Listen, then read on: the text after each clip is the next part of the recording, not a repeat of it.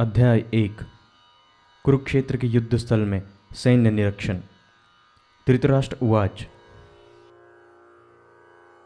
धर्मक्षेत्रे कुरुक्षेत्रे समवेतायुयुत्सवः मामकाः पांडवाश्चैव किम कुर्वत संजय। धृतराष्ट्र ने कहा, हे संजय, धर्मभूमि कुरुक्षेत्र में युद्ध की इच्छा से एकत्र हुए मेरे तथा पांडु के पुत्रों ने क्या किया। तात्पर्य: भगवत गीता एक बहुपठित आस्तिक विज्ञान है जो गीता महात्म्य में सार रूप में दिया हुआ है। इसमें यह उल्लेख है कि मनुष्य को चाहिए कि वह श्री कृष्ण के भक्त की सहायता से संवीक्षण करते हुए भगवत गीता का अध्ययन करे और स्वार्थ प्रेरित व्याख्याओं के बिना उसे समझने का प्रयास करे। अर्जुन ने जिस प्रकार साक्षात भगवान कृष्ण से गीता सुनी और उसका उपदेश ग्रहण किया, इस प्रकार की स्पष्ट भूमि का उदाहरण भगवत गीता में ही है। यदि उसी गुरु परंपरा से निजी स्वार्थ से प्रेरित हुए बिना किसी को भगवत गीता समझने का सौभाग्य प्राप्त हो तो वह समस्त वैदिक ज्ञान तथा विश्व के समस्त शास्त्रों के अध्ययन को पीछे छोड़ देता है।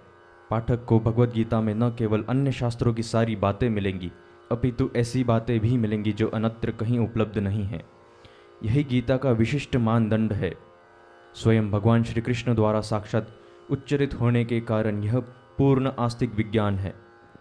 महाभारत में वर्णित धृतराष्ट्र तथा संजय की वार्ताएं इस महान दर्शन के मूल सिद्धांत का कार्य करती हैं। माना जाता है कि इस दर्शन की प्रस्तुति कुरुक्षेत्र के युद्ध स्थल में हुई, जो वैदिक युग से पवित्र तीर्थ स्थल रहा है। इसका प्रवचन भगवान द्वारा मानवीय जाति के पथ प्रदर्शन हेतु तब किया गया जब वे इस लोक में स्वयं उपस्थित थे। धर्मक्षेत्र शब्द सार्थक है क्योंकि कुरुक्षेत्र के युद्ध स्थल में अर्जुन के पक्ष में भगवान श्री कृष्ण स्वयं उपस्थित थे। कौरवों के पिता धृतराष्ट्र अपने पुत्रों की विजय की संभावना के विषय में अत्यधिक संदिग्ध था, अतः इसी संदेह के कारण उसने अपने सचिव से पूछा, उन्होंने क्या किया। वो आश्वस्त था कि उसके पुत्र तथा उसके छोटे भाई पांडु के पुत्र कुरुक्षेत्र की युद्ध भूमि में निर्णायक संग्राम के लिए एकत्र हुए हैं। फिर भी उसकी जिज्ञासा सार्थक है। वह नहीं चाहता था कि भाइयों में कोई समझौता हो, अतः वह युद्ध भूमि में अपने पुत्रों की नियति के विषय में आश्वस्त होना चाह रहा था।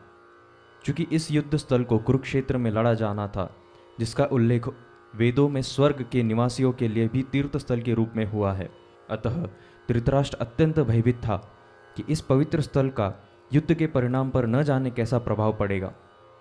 उसे भली भांति ज्ञात था कि इसका प्रभाव अर्जुन तथा पांडु के अन्य पुत्रों पर अत्यंत अनुकूल पड़ेगा, क्योंकि स्वभाव से वे सभी पुण्य आत्मा थे।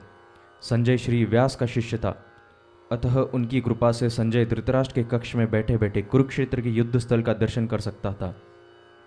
इसीलिए धृतराष्ट्र ने उनसे युद्ध स्थल की स्थिति के विषय में पूछा।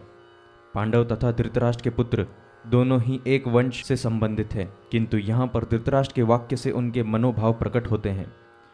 उसने जानबूझकर अपने पुत्रों को कुरु कहा और पांडु के पुत्रों को वंश के उत्तराधिकार से विलग कर दिया।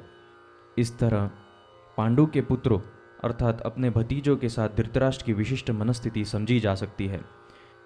जिस प्रकार धान के खेत से अवांछित पौधों को उखाड़ दिया जाता है, उसी प्रकार इस कथा के आरंभ से ही ऐसी आशा की जाती है कि जहाँ धर्म के पिता श्री कृष्ण उपस्थित हों, वहाँ कुरुक्षेत्र रूपी खेत में दुर्योधन आदि धृतराष्ट्र के पुत्र रूपी अवांछित पौधों को समूल नष्ट करके युधिष्ठिर आदि नितांत धार्मिक पुरुषों की स्थापना की जाएगी।